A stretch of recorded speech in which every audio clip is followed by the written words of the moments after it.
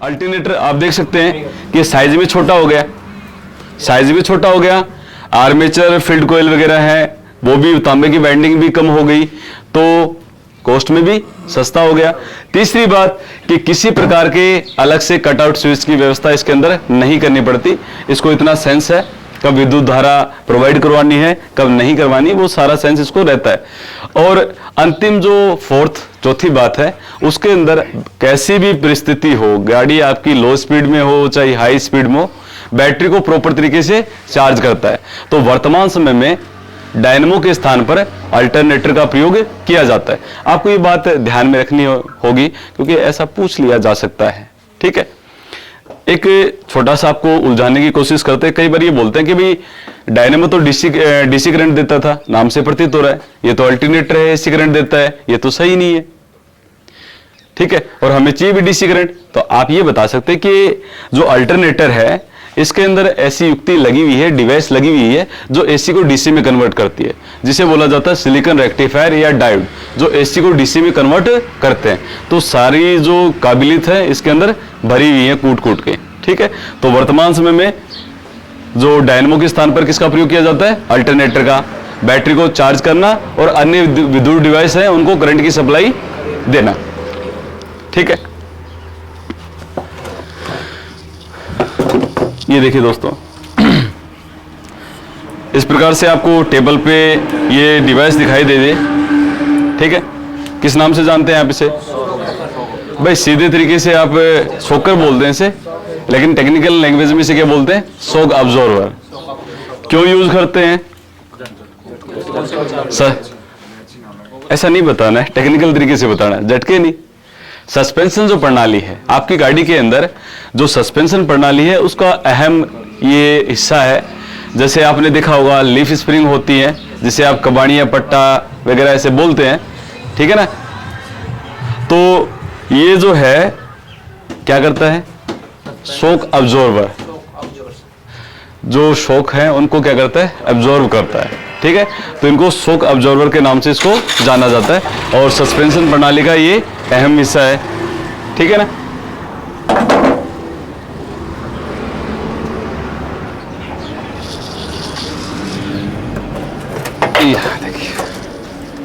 यहां देखिएगा, मैंने आपको थोड़ी देर पहले बताया था कि हाइड्रोलिक ब्रेक के बारे में बताया था। अब हाइड्रोलिक ब्रेक का सुधार रूप आप देखेंगे तो आपको ऐसा देखने को मिलेगा। ठीक है, अगर आपको इस प्रणाली का नाम याद नहीं रहता तो आप ये बोल सकते हैं कि हाइड्रोलिक ब्रेक का सुधार रूप है, लेकिन इसमें जो पार्ट्स जुड़े हुए हैं उन पार्ट्सों का नाम आपको याद रहना चाहिए। यहां पीछे की ओर जो आपको दिखाई दे रहा है ये वैक्यूम बूस्टर या ब्रेक बूस्टर के नाम से जाना जाता है। ब्रेक सर्वो भी इसे बोलते हैं। नीचे की ओर मास्टर सिलेंडर है और ब्रेक ऑयल कंटेनर है। अब क्या हो गया, एक तो वैक्यूम क्रिएट होगी, साथ साथ में ऑयल का प्रेशर, तो ये जो ब्रेक हो गए आपके डबल एक्टिंग ब्रेक हो गए। वो क्या था? सिंगल एक्टिंग ब्रेक, और अब इसमें दोनों चीजें प्रेषित हो रही है तो ये क्या हो गया? Double acting brake. ठीक है, सेम उसी प्रकार से ये काम करता है।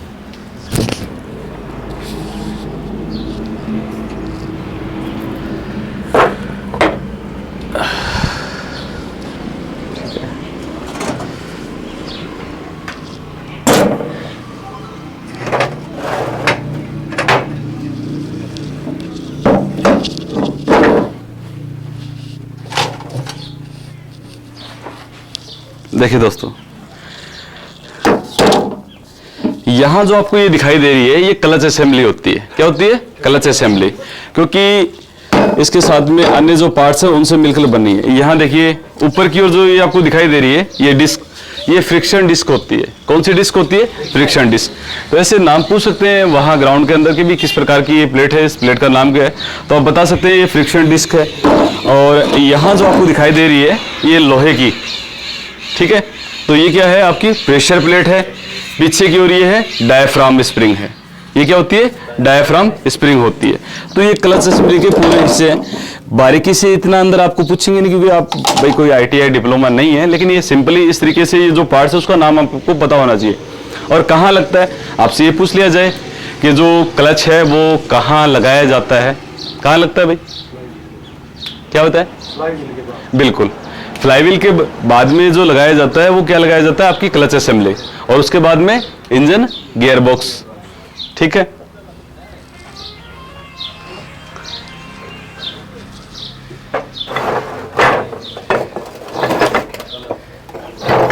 देखिए ये आपको जो पार्ट्स दिखाई दे रहा है, कोई बता सकता है क्या अलग से, इस तरीके से अलग करके इसको अगर आपसे पूछा जाए? अरे भैया, ब्लॉक तो इंजन का सबसे बड़ा भाग होता है, ये सिलेंडर हेड है। यही देख लीजिए आप ध्यान से देखेंगे तो इसके अंदर जो लगे हुए हैं वाल्व मैकेनिज्म है, वाल्व जो है इसी के अंदर लगे हुए हैं, दिख रहे हैं भाई। 3 सिलेंडर इंजन है, 1 2 3। आपकी जो मारुति वगैरह है उनके अंदर 3 सिलेंडर इंजन है।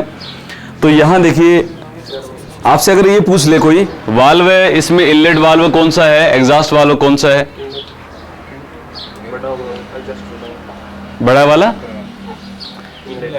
बड़े वाला इनलेट, और छोटे वाला पक्का। ये देखो, इसमें ये जो वाल्व है यहाँ, ये वाले, इन पे कार्बन कम है ना, और इधर वाले जो वाल्व हैं इन पे कार्बन ज्यादा है और बड़े हैं। ये यहाँ जो आपको दिखाई दे रहे हैं ये एग्जॉस्ट वाल्व है, और यहाँ देखिए इन पे कार्बन वगैरह नहीं है, ये इनलेट वाल्व है। जो दूषित गैसें हैं वो एग्जॉस्ट वाल्व के माध्यम से निकलती हैं। और इसमें एक चीज और है, ध्यान रखिएगा, ये 3 सिलेंडर इंजन है लेकिन इसमें 12 वाल्व हैं। प्रत्येक सिलेंडर के लिए 2 इनलेट हैं, 2 एग्जॉस्ट हैं, तो 4 तिये 12। ठीक है ना, तो इसमें 12 वाल्व लगे हुए हैं। यहाँ इनलेट मैनिफोल्ड है, एग्जॉस्ट मैनिफोल्ड है, वो साथ में जोड़ा जाता है। और नीचे की ओर देखिए जो वाल्व है वो सिलेंडर हेड के अंदर बैठे हुए हैं। यहाँ देखिए स्प्रिंग लोडेड वाल्व है, आपको दिखाई दे रहे हैं, वो इसके साथ में बैठे हुए हैं। और ये देखिए रोकर भी लगी हुई है, ये इसको बोलते हैं रोकर, देसी भाषा में चिड़िया बोलते हैं ना इसको, है ना। तो इस रोकर आर्म के द्वारा ही ये जो वाल्व है वो क्या किया जाते हैं, सिलेंडर हेड के अंदर प्रेषित किए जाते हैं, दबाए जाते हैं। तो खोलने और बंद करने का काम किसका होता है, पहले ये बताइए वाल्वों को। नहीं, सीधे तौर पे आपसे अगर कोई पूछता है कि इंजन वाल्व को ऑपरेट कौन करता है, केमशाफ्ट। अन्य अगर से आपसे पूछा जाए कि केमशाफ्ट क्या क्या काम करती है, ध्यान रखिएगा, वाल्व सबसे पहले बात करें तो वाल्वों को ऑपरेट करने का काम किसका होता है, केमशाफ्ट का। आपका डीजल इंजन है, मैंने आपको दिखाया था FIP pump, fuel injection pump. जो फ्यूल इंजेक्शन पंप है उसको ऑपरेट करने का काम किसका होता है, केमशाफ्ट का। वाटर पंप जो आपका होता है गाड़ियों के अंदर, तो वाटर पंप को ऑपरेट करने का काम किसका होता है, केमशाफ्ट का। ठीक है, इसके अलावा जो ऑयल पंप होता है इंजन के अंदर लुब्रिकेशन करने के लिए किसका सहारा लिया जाता है, ऑयल पंप। और वर्तमान समय में किस प्रकार की लुब्रिकेशन प्रणाली है भाई अपनी गाड़ियों के अंदर? वर्तमान में आपने लुब्रिकेशन सिस्टम पढ़ा है भाई, कितने प्रकार का होता है लुब्रिकेशन सिस्टम? कौन कौन सा? आप 2 बता दो, 2 मैं बता देता हूं। मैं प्रणाली पूछ रहा हूं, लुब्रिकेशन सिस्टम जो प्रणाली है, लुब्रिकेशन सिस्टम आप जानते होंगे। से बचाने के लिए जो फ्यूल होता है 3 हो गए। नहीं, वो तो लुब्रिकेंट के प्रकार हैं, वो क्या होते हैं, लुब्रिकेंट के प्रकार होते हैं। मैं बात कर रहा हूं प्रणाली। भाई जिस प्रणाली के तहत जो लुब्रिकेशन है, यानी कि ऑयल है, लुब्रिकेंट है, पार्ट्सों में पहुंचाया जा रहा है, तो वो प्रणालियां कौन कौन सी हैं उनके बारे में पूछ रहा हूं मैं। तो मैं थोड़ा सा आपको बता देता हूं, चलो आपके दिमाग से थोड़ा फिसल गया होगा, उसको मैं रिकॉल करवा देता हूं। एक्चुअल में क्या होता है कि पहले लुब्रिकेशन की बात कर लें। लुब्रिकेशन जो सिस्टम है गाड़ियों के अंदर इसलिए यूज किया जाता है, कई ऐसे कल पुर्जे हैं जो आपस में फंसकर चलते हैं। स्वाभाविक सी बात है, उनमें फ्रिक्शन होगा तो घिसावट होगी तो अब ऑयल नहीं पहुंच रहा, गर्मी भी मिलेगी पार्ट्सों को, गर्मी पाकर क्या करेंगे, पार्ट्स फैलेंगे, और फैलेंगे तो चिपकेंगे, इंजन सीज हो सकता है। तो वहां जब ऑयल पहुंचता है उन पार्ट्सों को, तो एक फिल्म बनाता है, एक लेयर बनाता है, ताकि वो जो पार्ट्स हैं स्मूथली चल सके। दूसरी बात, वहां से जब ऑयल होके गुजरता है उस गर्मी को भी अवशोषित करता है। तीसरी बात ये कि भाई उन पार्ट्सों की जो गंदगी है, उन पुर्जों के अंदर जो सफाई है, वो भी काम क्या करेगा, वहां से होके गुजर गया तो गंदगी को भी तो साफ करके ले जाएगा।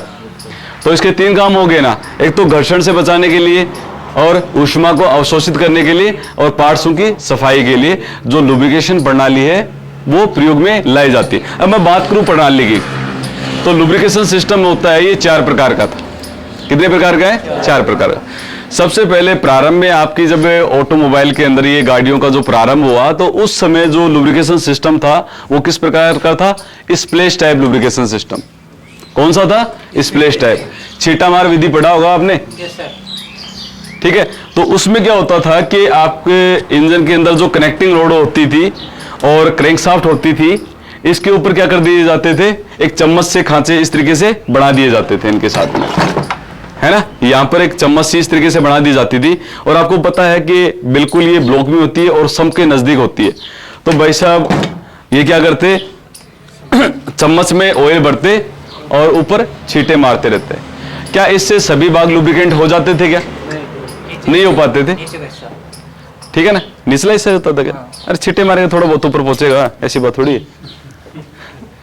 नीचे तो वहां तो ऑयल भरा ही हुआ है, लेकिन क्या था कि उससे सभी भाग लुब्रिकेंट नहीं हो पाते थे। प्रारंभ में कोई भी चीज बनती है उसमें त्रुटि रहती है, धीरे धीरे सुधार उसमें होता है, ठीक है उस समय। तो यहां सबसे पहले क्या था? स्प्लैश टाइप लुब्रिकेशन सिस्टम था। दूसरा मैं बात करूं ईंधन मिश्रित स्नेहन प्रणाली अर्थात फ्यूल मिक्सचर लुब्रिकेशन सिस्टम, ठीक है। आपने 2 स्ट्रोक इंजन देखे होंगे, पेट्रोल के साथ में एक पाउच सा एक चिट सी फाड़ के मिलाते हैं, है ना। तो वो प्रणाली क्या कहलाती है? Fuel mixture lubrication system. Fuel के साथ में मिक्स किया जा रहा है ना इंजन ऑयल, और या फिर ईंधन मिश्रित स्नेहन प्रणाली, ठीक है, जो कि 2 स्ट्रोक इंजनों में काम आती है। तीसरी मैं बात करूं ड्राई सम्प लुब्रिकेशन सिस्टम, जो कि एयरक्राफ्ट वायुयानों में प्रयोग होता है। भाई हम सिस्टम की बात कर रहे हैं, जानने तो हमें सारे पड़ेंगे, लेकिन विशेष उसको जानेंगे जो वर्तमान समय में काम आ रहा है। तो तीसरा कौन सा है? Dry sump lubrication system.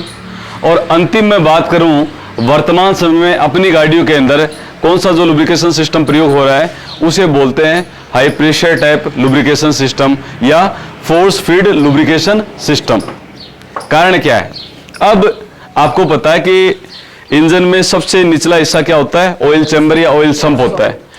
नीचे से ऑयल ऊपर पहुंचेगा, क्या गुरुत्वाकर्षण शक्ति या ग्रेविटेशनल फोर्स है आसानी से जाने देगी क्या? भाई नहीं जाने देगी।